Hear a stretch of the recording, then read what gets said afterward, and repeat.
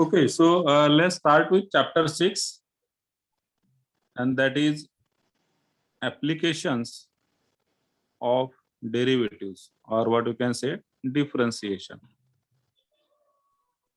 Short में हम बोलते हैं इसे AOD, एप्लीकेशन ऑफ डेरिवेटिव्स. ठीक. So there are different types of applications. Basically अगर हम बात करें, if there are 5 exercises, so as per our syllabus we are having 5 different types of applications. ठीक. अब मीन वैल्यू थ्योरम जो है, that is again one of the applications of derivatives, जो हमारे लास्ट चैप्टर में था. हालांकि आपके सिलेबस में नहीं है, बट जस्ट एक बार आपको बता दे रहा हूं.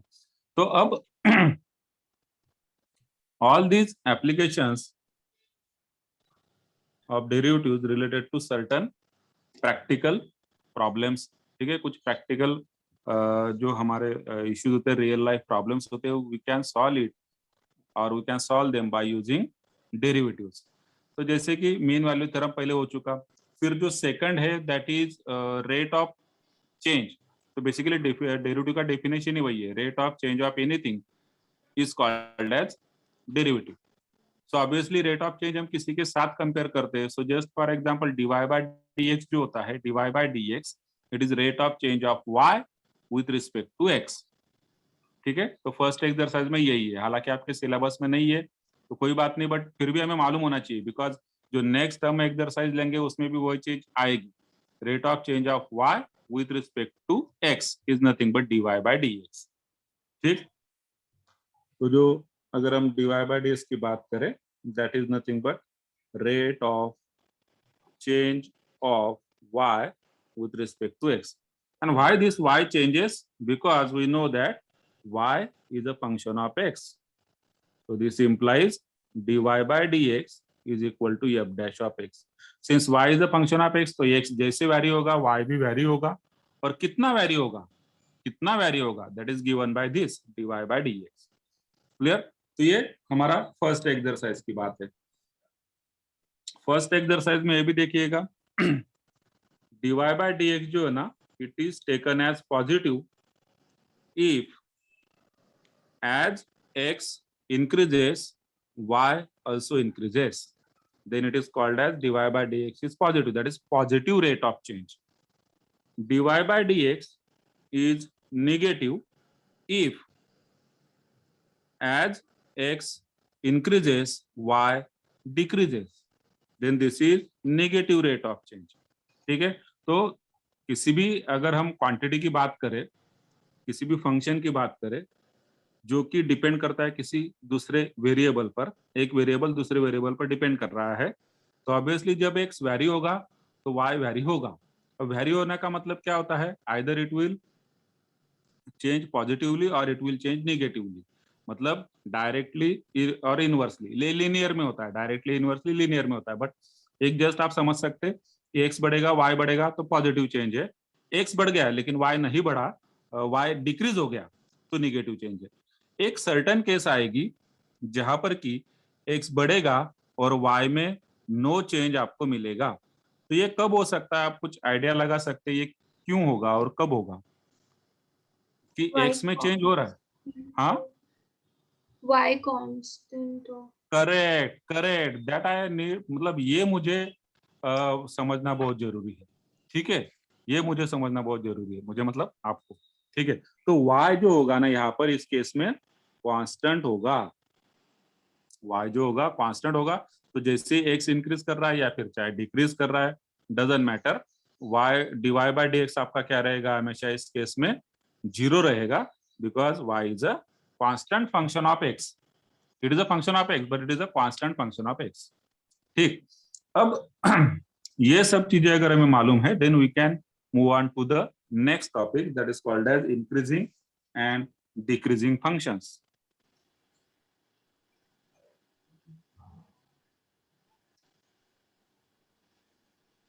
Increasing and decreasing function. अब पहले तो हम थ्योरेटिकल डेफिनेशन देख लेते हैं कि थ्योरेटिकल डेफिनेशन क्या है. So let I be an open interval contained in the domain of A. Let I be an open interval contained in the domain of a real valued function f, then f is said to be,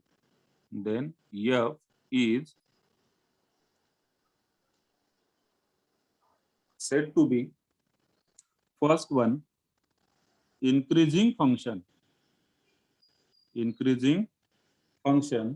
on I if x1 less than x2 in I implies, if x1 is less than x2 implies f of x1 less than or equal to f of x2 for obviously for all x1 x2 belongs to I। तो ये यही चीज हुआ increasing function का। आप देख सकते हैं पॉजिटिव चेंज, x इंक्रीज हो रहा है तो y भी इंक्रीज हो रहा है, क्योंकि अगर x1 से x2 की तरफ आप बढ़ रहे हो तो फंक्शन आपका बढ़ गया, मतलब वेरिएबल की वैल्यू इंक्रीज हो रही है, x की वैल्यू इंक्रीज हो रही है, तो यहाँ पर भी आपकी y की मतलब f ऑफ x1 की और f ऑफ x2 की वैल्यू आपको इंक्रीजिंग ट्रेंड में दिखाई दे रही है। ठीक, अब अगर इसके उल्टा हुआ तो कहलाता है वो स्ट्रिक्टली इंक्रीजिंग, मतलब डिक्रीजिंग होता है, लेकिन डिक्रीजिंग के पहले हम करेंगे स्ट्रिक्टली इंक्रीजिंग। अब स्ट्रिक्टली इंक्रीजिंग फंक्शन जो होता है ना, ये सेम ऐसे रहेगा, if x1 less than x2 in I implies f of x1 less than f of x2। अब इसे हमने बोल दिया स्ट्रिक्टली इंक्रीजिंग, क्योंकि यहाँ पर स्ट्रिक्ट इनइक्वालिटी आई है। देखिए फर्स्ट डेफिनेशन में जब हमने इंक्रीजिंग बोला तो f of x1 less than और equal to f of x2 है, यहाँ पर f of x1 less than f of x2 है, so this is strict inequality, ये स्ट्रिक्ट इनइक्वालिटी है, so it is called as strictly increasing. Third one, अगर decreasing की हम बात करें तो इसी को हम कंटिन्यू करेंगे इसी पैटर्न में। डिक्रीजिंग का कब होगा, decreasing on I if again x1 less than x2 in I implies, अब डिक्रीजिंग का केस है, इसका मतलब f of x1 greater than और equal to f of x2। ठीक, तो ऐसे अगर होता है then it is called as decreasing. और फोर्थ केस जो होगा आपका वो होगा strictly decreasing on I if x1 less than x2 implies what, f of x1 greater than f of x2। तो अगेन यहाँ पर स्ट्रिक्ट इनइक्वालिटी आ गई, मतलब इक्वालिटी का साइन यहाँ पर नहीं है। तो ये जो सेकंड केस है, ये वाले दोनों केस और ये वाले दोनों केस, तो जो फर्स्ट और सेकंड है इंक्रीजिंग स्ट्रिक्टली इंक्रीजिंग, मतलब ये वाला case dy by dx positive increasing function हो गया, dy by dx नेगेटिव, मतलब x इंक्रीज हो रहा है y डिक्रीज हो रहा है, जैसे कि आप यहाँ पर देख पा रहे हैं x से x2 बड़ा है लेकिन उसका फंक्शन जो है डिक्रीज हो गया, तो यहाँ पर हम बोलेंगे इसे डिक्रीजिंग एंड स्ट्रिक्टली डिक्रीजिंग। तो ये चार डिफरेंट कंसेप्ट है। अब अगर हमने इसके ग्राफ देखने हैं तो जो एक इंक्रीजिंग फंक्शन होता है किस टाइप में हमें दिखाई देगा, तो इसके ग्राफ पढ़ते हैं। इंक्रीजिंग फंक्शन आपको इस टाइप से कुछ नेचर इंक्रीजिंग फंक्शन का देखने को मिलेगा। जो स्ट्रिक्टली इंक्रीजिंग, अब यहाँ पर मैं इसे कांस्टेंट भी कर सकता हूँ, ठीक है, जो स्ट्रिक्टली इंक्रीजिंग है it will never become constant, so this is just increasing and this is strictly increasing. ठीक, तो इसमें हम इसे एक्चुअली ये कांस्टेंट फंक्शन आप मान के चलिए, इस जगह पर कुछ भी नहीं है तो हम इस तरीके से भी शो करते हैं। यहाँ पर इक्वलिटी आ गई फिर इंक्रीज हो गया, इंक्रीज हो रहा है फिर इक्वलिटी आ गई फिर इंक्रीज हो रहा है, तो this is increasing, this is strictly increasing. Decreasing अगर हम देखेंगे इसी पैटर्न में तो डिक्रीजिंग फंक्शन का ग्राफ हमें ऐसे देखने को मिलेगा, इस टाइप में आकर के कहीं पे कांस्टेंट हो गया और फिर नीचे आ गया, then this type of function is decreasing function. और अगर आपको स्ट्रिक्टली डिक्रीजिंग चाहिए then you will get this type of nature of the function which is strictly decreasing. Clear है यहाँ तक? Yes, sir. ओके। एक लास्ट कि जो इंक्रीजिंग भी नहीं है, डिक्रीजिंग भी नहीं है, मतलब वो ऐसे बढ़ता जाएगा, फिर कम हो गया, फिर बढ़ गया, ठीक है, फिर कम हो गया। सो this is neither increasing nor decreasing, ठीक है, it is neither increasing nor decreasing, because somewhere it is increasing but again it is decreasing, again it start increasing, again it's decreasing. So this type of function is called as neither increasing nor decreasing. Clear है यहाँ तक? Yes, sir. अब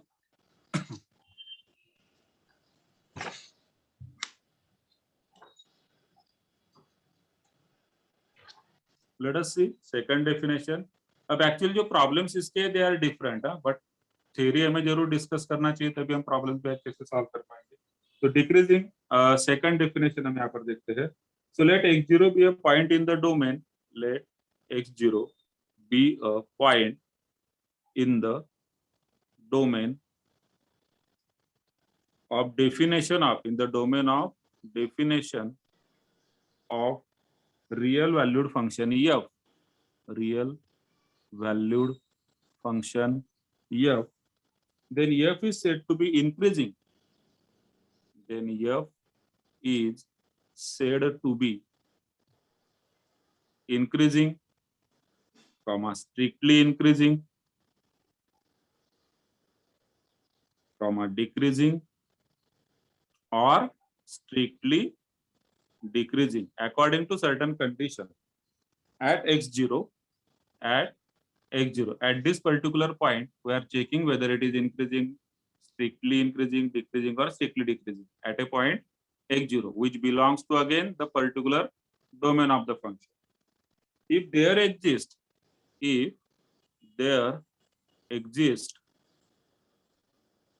an open interval I, an open interval I containing x0, such that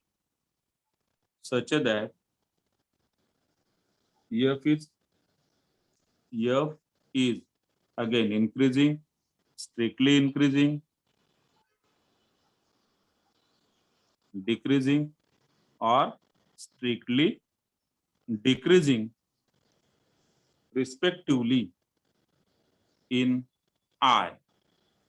अब मान लीजिए किसी particular point पर, ये पॉइंट हमने लिया है, यहाँ पर देखिए मैंने अंडरलाइन किया था पॉइंट x0, यहाँ पर अगर हमें चेक करना है कि वेदर इट इज इंक्रीजिंग और डिक्रीजिंग, मैं स्ट्रिक्टली वाला वर्ड नहीं यूज करता, ओनली इंक्रीजिंग डिक्रीजिंग की अगर बात करें तो इस पर्टिकुलर पॉइंट ये जिस भी इंटरवल में है, मान लीजिए एक ओपन इंटरवल में है I, तो इस ओपन इंटरवल में फंक्शन अगर इंक्रीजिंग, डिक्रीजिंग, स्ट्रिक्टली डिक्रीजिंग जो भी होगा वही चीज इस पॉइंट पर भी होगी। मतलब at point x0 also we can say that if function is increasing in I and x0 point is contained in the interval I, then we say that function is also increasing at x0. Clear? Yes, sir. हाँ, तो हम यहाँ पर वही लिखते हैं, a function f is said to be increasing, a function f is said to be increasing at x0 if there exists an interval, I which is equal to x0 minus h, comma, x0 plus h greater than 0, such that for x1 x2 belongs to I, for x1 x2 belongs to I, x1 less than x2, in I implies f of x1 less than or equal to f of x2. Clear? तो यही चीज हमने पहले भी लिखा definition में। Increasing के case में क्या होता है, x1 less than x2 implies f of x1 less than और equal to f of x2, that is the case of increasing. फिर हमने यहाँ पर अलग से क्यों लिखा, ये वाला जो पॉइंट है इसको समझिए, this is called as neighbourhood of x0। इसको हम क्या बोलेंगे, नेबरहुड। ये वर्ड एक ध्यान में रखिएगा, नेबरहुड, नेबरहुड ऑफ x0। तो एक पर्टिकुलर पॉइंट की जब हम बात करते हैं किसी भी x0 की, तो हम थोड़ा सा, अगर ये पॉइंट x0 है तो हम थोड़ा सा इधर और थोड़ा सा इधर एक इंटरवल बना लेंगे, which is called as neighbourhood. So will check this complete interval. Obviously H letter लिया है, तो ये चीज दो it is greater than zero, but it is very very small interval. क्योंकि नेबरहुड हम किसे बोलेंगे, नेबरहुड मतलब अगर हम बोले कि हमारे पड़ोसी, तो हमारे जो आजू बाजू में है, ठीक है, ये क्या दो घर बोल सकते हैं, हम ये तो नहीं बोलेंगे हमारे घर से 10 घर या 15 घर दूर जो रहता है उसको हम बोलेंगे अपना पड़ोसी, ऑब्वियसली नॉट। ठीक है, he lives in our colony, he lives in our society, but he is not our neighbour. सो ये नेबरहुड वर्क को थोड़ा सा ध्यान में रखिएगा। तो हम x0 के दोनों भी साइड पर इस पर्टिकुलर पॉइंट को हम डिस्कस कर रहे हैं, we are discussing x0, we are discussing x0। तो इस पर्टिकुलर पॉइंट का जो नेबरहुड है, मतलब कि x0 माइनस एच थोड़ा सा इधर आ गए, फिर x0 प्लस एच थोड़ा सा उधर गए, तो ये बन गया मेरे पास एक छोटा सा इंटरवल। अगर इस इंटरवल में फंक्शन अगर कंटिन्यूस है तो भाई x0 पर भी सॉरी इंक्रीजिंग है तो x0 पर भी इंक्रीजिंग है, डिक्रीजिंग है तो x0 पर भी डिक्रीजिंग है। क्लियर? Yes, sir. ओके, चलिए। Now there is another theorem, तो हम एक बार उसे डिस्कस कर लेते हैं on the next page.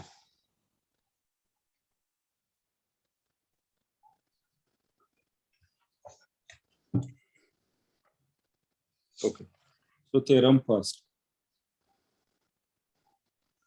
Let f be continuous on AB. Let f be continuous on closed interval AB and differentiable on open interval AB. Then we are having three different cases. First case, f is increasing in AB. F is increasing in AB if f dash of x greater than 0 for all x in AB। ठीक है, तो increasing के लिए मेरे लिए condition क्या हो गया, f dash of x greater than 0 होना चाहिए for all the values of x which belongs to this interval AB। क्योंकि हम बात कर रहे हैं कौन से इंटरवल की, AB की, तो उस इंटरवल में जितने भी x होंगे सबके लिए f dash of x कैसा होना चाहिए, ग्रेटर देन 0 होना चाहिए। मतलब क्या होना चाहिए, पॉजिटिव। तो हमने पहले क्या डिस्कस किया, वही रेट ऑफ चेंज क्या होना चाहिए, dy बाय dx मतलब f dash of x क्या होना चाहिए, positive. Then it implies x increasing, y also increasing, it becomes a increasing function। ठीक, अब सेकंड, अब similarly f is decreasing in closed interval AB if f dash of x less than 0। अब less than 0 मतलब क्या होगा, negative. ठीक है, less than 0 मतलब नेगेटिव, तो डिक्रीजिंग वाले केस में f dash of x कैसा होगा, नेगेटिव होगा, लेस देन 0 होगा। Obviously for all x containing in the interval AB। Third case,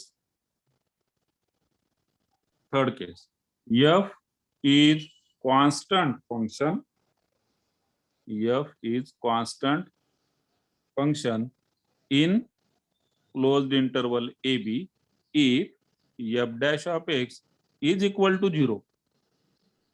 ठीक है, इक्वालिटी आ गई for all x in the interval AB।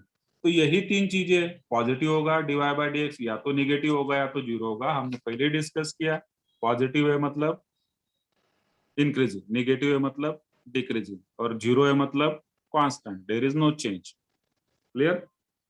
Yes, sir. Okay, अब इसका प्रूफ भी है, तो चलिए प्रूफ भी एक बार देख लेते हैं। Proof,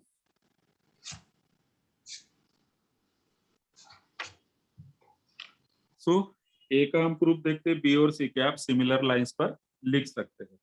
so let x1 x2 belongs to closed interval AB such that such that x1 is less than x2। ठीक, तो मीन वैल्यू थ्योरम हम पहले पढ़ चुके हैं, वो आपके सिलेबस में ओमिट हो चुका, लेकिन देखिए इस थ्योरम में वो लगेगा। अगर ये थ्योरम एग्जाम में आता है तो यहाँ पर वो थ्योरम आपको लगेगा। सो चलिए जस्ट आप दे सकते हैं, then by MVT, so that is the shortcut for mean value theorem, there exist a point C between x1 and x2 such that f of x2, तो हम ये लिख लेते हैं, मीन वैल्यू थ्योरम आपको पता चल जाएगा, f dash of c equal to f of x2 minus f of x1 divided by x2 minus x1। ठीक है, so this is basically mean value theorem. तो जस्ट फॉर योर अंडरस्टैंडिंग, क्योंकि ये proof अगर हमें आ गया तो मीन वैल्यू थ्योरम क्या क्या कहता है, if there are 2 points, let us say x1 and x2 such that x1 is less than x2। ठीक है, तो by mean value theorem there exist a point C between x1 and x2, इन दोनों के बीच में पॉइंट होगा C, जिसका की डेरिवेटिव मतलब f dash of C is given by this particular formula, f of x2 minus f of x1 upon x2 minus x1। ठीक, now since f dash of c is greater than 0, क्योंकि हम बात कर रहे हैं अगर पहले केस की f dash of x greater than 0। ठीक है, तो f dash of c कैसे होगा, greater than 0, it means what, therefore f of x2 minus f of x1 is also greater than 0। अगर f dash of c greater than 0 है तो इसका मतलब ये न्यूमरेटर 0 है आपका, ग्रेटर देन 0 है। ठीक, this is also greater than 0, numerator is also greater than 0, and this implies what, f of x2 is greater than f of x1। ठीक, तो what we suggest, therefore x1 less than x2 implies f of x1 less than f of x2। so therefore जो first वाला आपका case है इस तरीके से, therefore this is increasing function. अब सेम केस जब डिक्रीजिंग का आप करेंगे, डिक्रीजिंग का, तो डिक्रीजिंग में f dash of x less than 0, मतलब f dash of c हो जाएगा लेस देन 0। यहाँ पर अगर लेस देन हुआ तो ये न्यूमरेटर क्या होगा आपका, लेस देन 0 होगा, क्योंकि denominator is always positive. See this denominator is always positive. क्यों, क्योंकि हमारा ये कंडीशन है x1 is less than x2, तो x2 माइनस x1 हमेशा पॉजिटिव रहेगा। तो अगर इधर f dash of c greater than 0 तो numerator greater than, f dash of c less than 0 तो न्यूमरेटर लेस देन, मतलब डिक्रीजिंग वाला case. f dash of c equal to 0 तो न्यूमरेटर इक्वल टू 0, मतलब तीसरा केस। ठीक,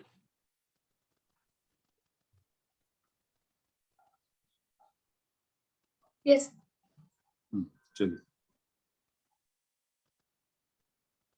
ना रिमार्क्स देखते हैं। Remarks, first one, f is strictly increasing, f is strictly increasing in open interval ab if f dash of x greater than 0, तो ये strictly increasing कराएगा, ग्रेटर देन 0 होगा। तो सेकंड, स्ट्रिक्टली डिक्रीजिंग, ये वाला केस कब आएगा, if f dash of x is less than 0। तो यहाँ पर अगर स्ट्रिक्ट इनइक्वालिटी है तो इधर भी वर्ड आ जाएगा स्ट्रिक्ट, और अगर इसके साथ इक्वालिटी भी आ जाती है तो just will use the word increasing and decreasing. ठीक, Yes, sir. Now third remark जो उन्होंने दिया है, f is increasing or decreasing on R if it is increasing or decreasing on every interval of R। तो जो set of real numbers है, उस set of real numbers में अगर हर एक इंटरवल में, चाहे जितने आप इंटरवल उसके बना लो, अगर हर एक इंटरवल में फंक्शन इंक्रीजिंग होगा तो ऑब्वियसली हम बोलेंगे कि वो आर पर इंक्रीजिंग है। अगर डिक्रीजिंग होगा किसी इंटरवल में तो हम बोल देंगे कि आर पर डिक्रीजिंग है।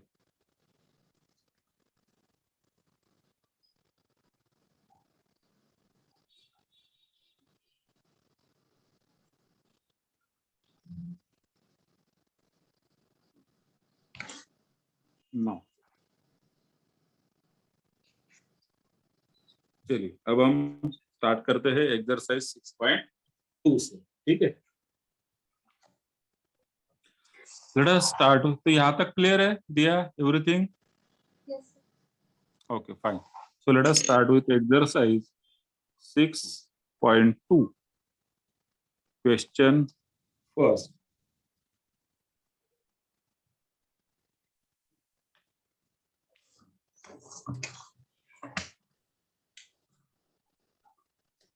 Question first is show that the function given by is strictly increasing on R. Show that f of x equal to 3x plus 17 is strictly increasing on R. देखिए solve कैसे करेंगे, पहले तो लिख देंगे given f of x equal to 3x plus 17। इसको कर देंगे फर्स्ट एग्जांपल, इसलिए थोड़ा सा डिटेल में लिख रहा हूँ, बाकी आप शॉर्ट में लिख सकते हो, ठीक।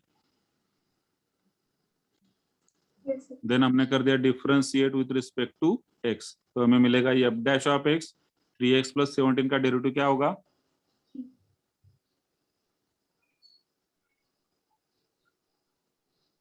दिया 3x प्लस 17 का डेरिवेटिव क्या होगा? 3 होगा, बराबर। अब ये 3 greater than 0 less than 0 equal to 0 क्या है? Greater than 0. आप बोलेंगे सर इतना सिंपल क्वेश्चन क्यों पूछ रहे हैं आप? तो होता है कभी कभी, क्योंकि आपका अटेंशन है या नहीं ये देखना भी जरूरी होता है हमारे, ठीक है। तो f dash of x equal to 3 greater than 0 and therefore f of x is, since यहाँ पर देखिए ग्रेटर देन 0 आया है मतलब स्ट्रिक्ट इनइक्वालिटी है, तो स्ट्रिक्टली इंक्रीजिंग ऑन r। अब r हमने क्यों बोल दिया? क्योंकि चाहे जो भी यहाँ पर x के लिए डोमेन कोई मेंशन है ही नहीं एंड बेसिकली जरूरत भी नहीं है ना, because we can also see that this function is continuous, this function is differentiable. ये जरूरी है ना, हर एक पॉइंट पर on the set of real numbers. So that is first one. Now third one, show that the function given by f of x equal to sin x. Show that f of x equal to sin x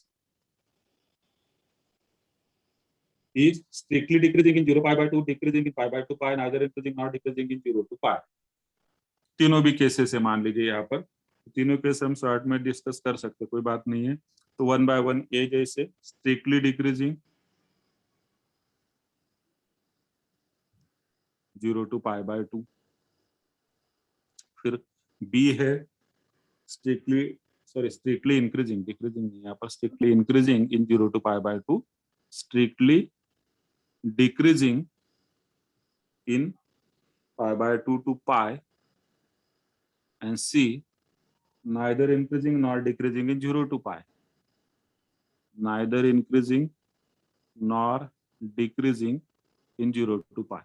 अब देखिए ये जो third वाला है ना, neither increasing not decreasing in 0 to pi, ये तो भाई वैसे ही प्रूव हो जाता है, क्योंकि अगर ये दो हमने प्रूव कर दिए तो 0 टू पाई बाय 2 में कैसा इंक्रीजिंग, पाई बाय 2 टू पाई में डिक्रीजिंग, तो इसका मतलब पूरा 0 टू पाई में क्या हुआ, इंक्रीजिंग भी हुआ और साथ में डिक्रीजिंग भी हुआ। तो neither, then we will say that it is neither increasing not decreasing in 0 to pi, क्योंकि इंक्रीज होके फिर डिक्रीज हो रहा है, ठीक। तो let us start with given f of x है, f of x equal to sine x, ठीक। अब f डैश ऑफ x क्या हो जाएगा, f dash of x equal to cos x होगा, ठीक है। अब ये जो cos x फंक्शन है, इन हम 1 by 1 डिस्कस करते हैं इन 0 टू पाई बाय 2। अब 0 टू पाई बाय 2 मतलब कौन सा क्वाड्रेंट हुआ, फर्स्ट क्वाड्रेंट। फर्स्ट क्वाड्रेंट में cos x कैसा रहता है, cos x होता है आपका पॉजिटिव फर्स्ट क्वाड्रेंट में। सो इसका मतलब क्या हुआ कि f dash of x greater than 0, इसका मतलब f of x is strictly increasing. Second, अगर हम बात करें पाई बाय 2 से लेके पाई तक, तो ये क्वाड्रेंट हो जाता है आपका सेकंड, और सेकंड क्वाड्रेंट में cos x जो होता है नेगेटिव होता है, करेक्ट है कि नहीं? सेकंड क्वाड्रेंट में cos x नेगेटिव होता है। इसका मतलब क्या हुआ कि f dash of x less than 0 and therefore f of x is strictly decreasing. Third case में अगर हम बात करें इन 0 टू पाई, तो यहाँ पर दोनों केस मिला के हो जाएगा from A and B, from A and B f of x is increasing as well as decreasing in the interval 0 to pi, and therefore neither increasing nor decreasing.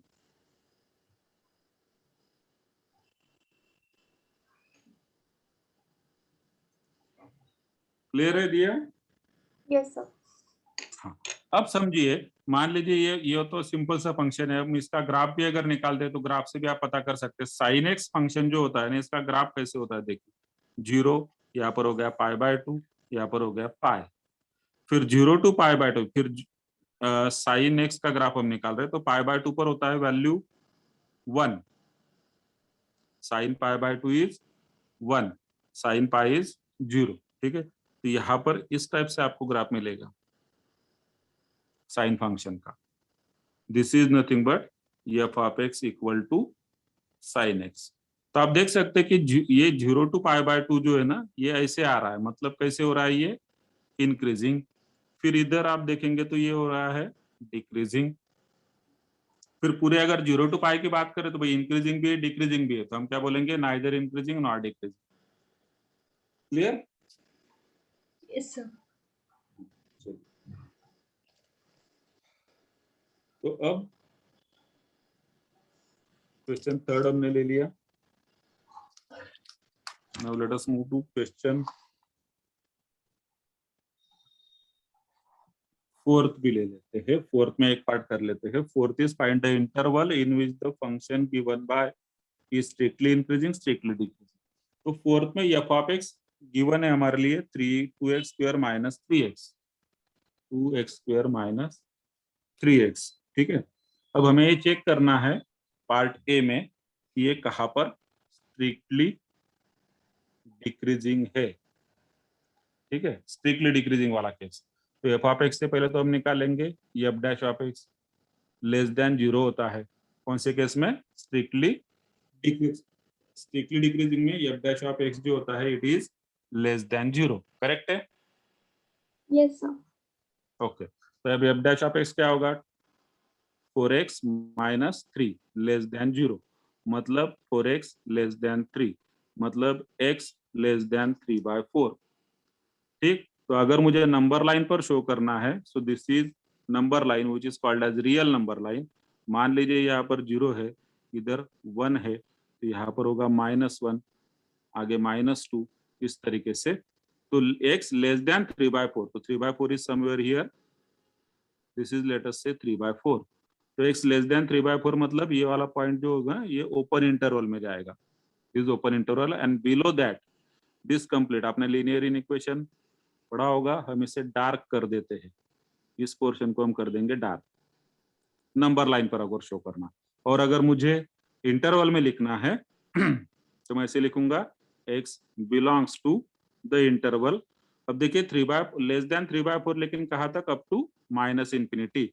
तो इंफिनिटी के लिए हम हमेशा ओपन इंटरवल लेते हैं, so it is -minus infinity to 3/4 open interval.